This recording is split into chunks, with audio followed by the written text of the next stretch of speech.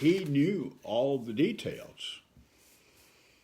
But perhaps we need to look at what happened a bit more closely.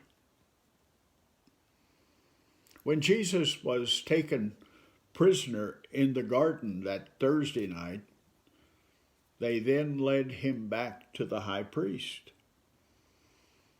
All the Sanhedrin, the high court of the people of Israel, gathered for an illegal nighttime meeting. Through the night hours, they attempted to manufacture enough evidence to justify a conviction. They had false witnesses testify against him, and yet they didn't have coordinated and consistent testimonies. That did not work. They twisted his words, trying to find a way to falsely accuse and convict him. They asked him badgering questions. They kept him awake all night. He was treated with abusive conduct. They did what they could, and their efforts fell short. So early in the morning, he was taken back to Pilate. When Pilate finished his waffling, fearful procedure dealing with Jesus, he finally delivered him up to be crucified. The first thing to prepare for the crucifixion was scourging. Jesus was stripped and either tied to a pillar in a bent position or stretched over a frame that was provided specifically for that purpose. And then he was beaten with a scourge made of leather thongs that were studded with either iron or lead pellets and little pieces of bone. His back would have been ripped to pieces. Most men enduring the scourging lost consciousness. Many went mad in the process. Few were able to maintain their spirit. After that came the mocking. The soldiers exercised their right to horseplay with one who to them was only a pathetic pretender. They prepared the crown of thorns, placed it on his head. They put a reed in his hand for a scepter. They put an old purple cloak around him for a royal robe. And then they left for Golgotha. The procession was led by a herald carrying a sign stating his charges, stating, as Mark tells us, the King of the Jews. Typically, the criminal walked in the center of 4 Roman soldiers as the criminal carried the crossbeam. Not the entire cross, not the upright, but simply the crossbeam. And it was common for them to take the longest route and pass through the busiest streets so that the population of Jerusalem would again be thoroughly warned about the penalty of defying Roman authority. The combination of that night of trials and examinations and the terrible scourging that he underwent left Jesus so weak that he fell. A bystander, Simon of Cyrene, was pressed into service to carry that crossbeam for him. When they arrived at the site, Jesus was laid on the crossbeam and nailed to it. He refused to drink the medicated wine they offered him. Then he was lifted, and the crossbeam was affixed to the upright. In the initial agony of that experience, most men swore and shrieked and spit at their executioners. Jesus prayed for the Roman soldiers who were handling the execution. Father, forgive them, for they do not know what they are doing. And then the soldiers gambled for his clothing. His robe, probably made by his mother, brought her to his thoughts. She stood there in the crowd of bystanders around the cross, standing next to John, the disciple of Jesus, the son of Zebedee. And Jesus spoke to her, "Woman, behold your son," as he indicated John, committing her to the care of John. And to John he said, "Behold your mother." Then his enemies began to taunt him.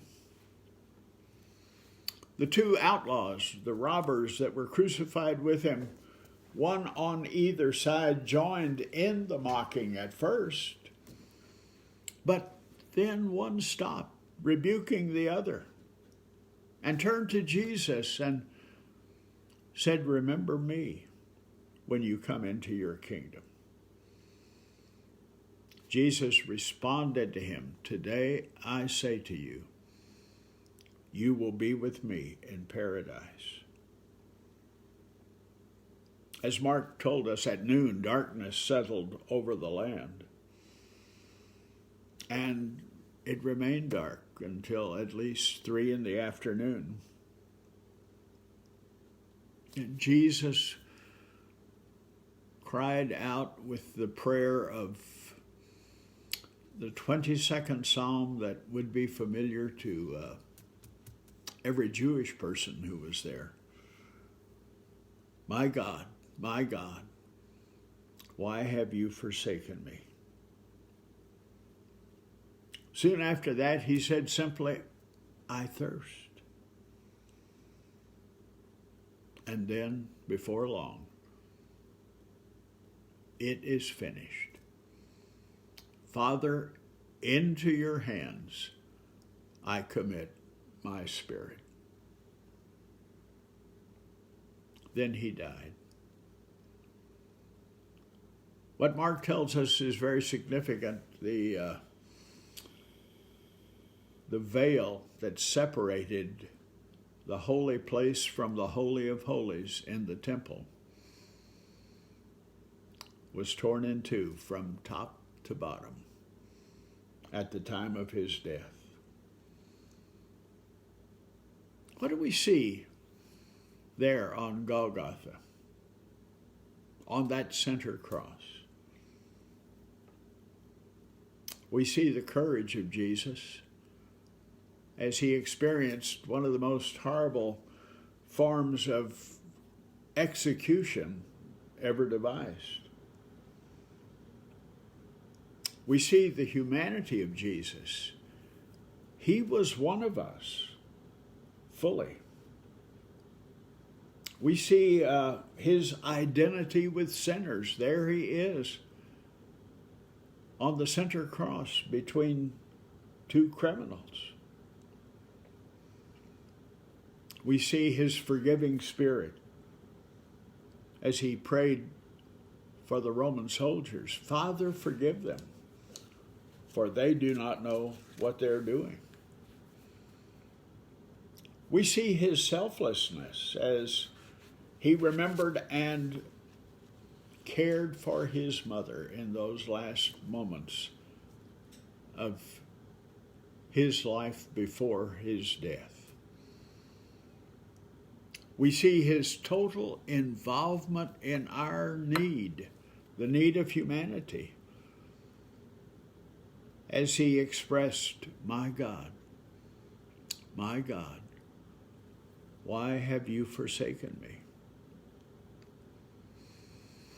We see the peace that he experienced as finally he prayed, Father, into your hands I commit my spirit. And we see his triumph, his victory. It is finished.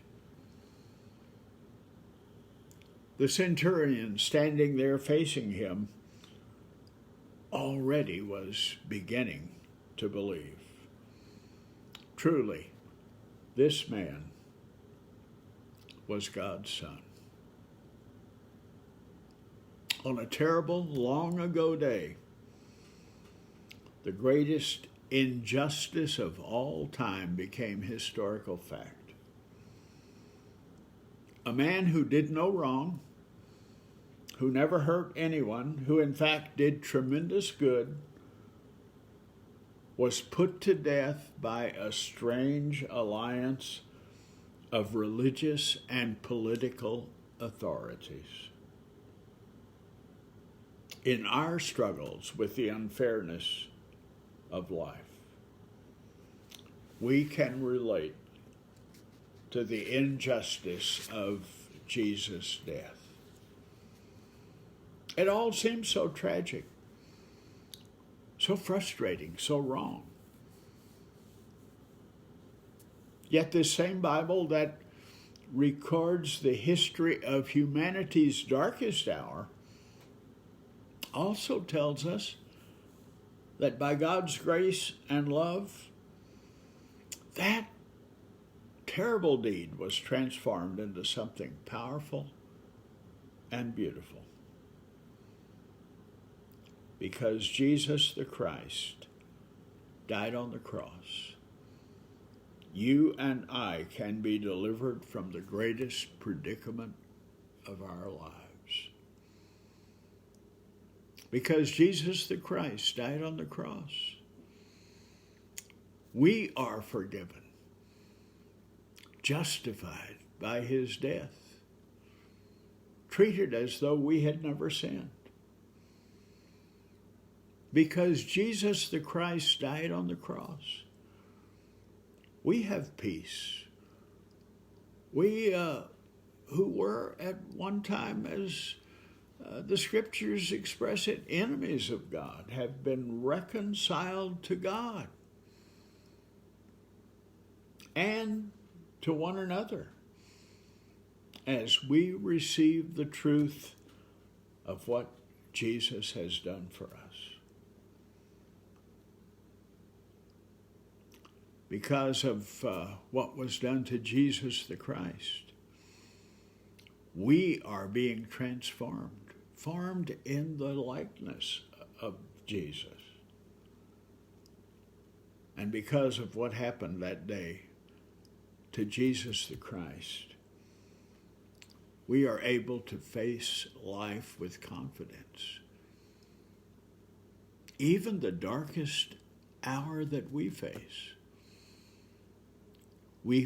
with confidence, knowing that God has not forsaken us,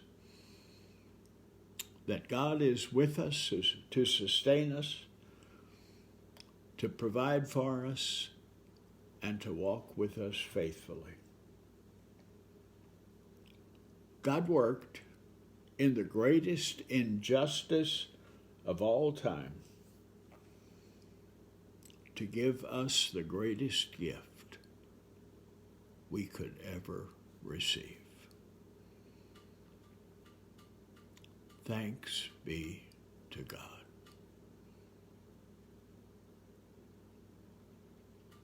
I want you to listen to some beautiful words as Kathy shares them with us now.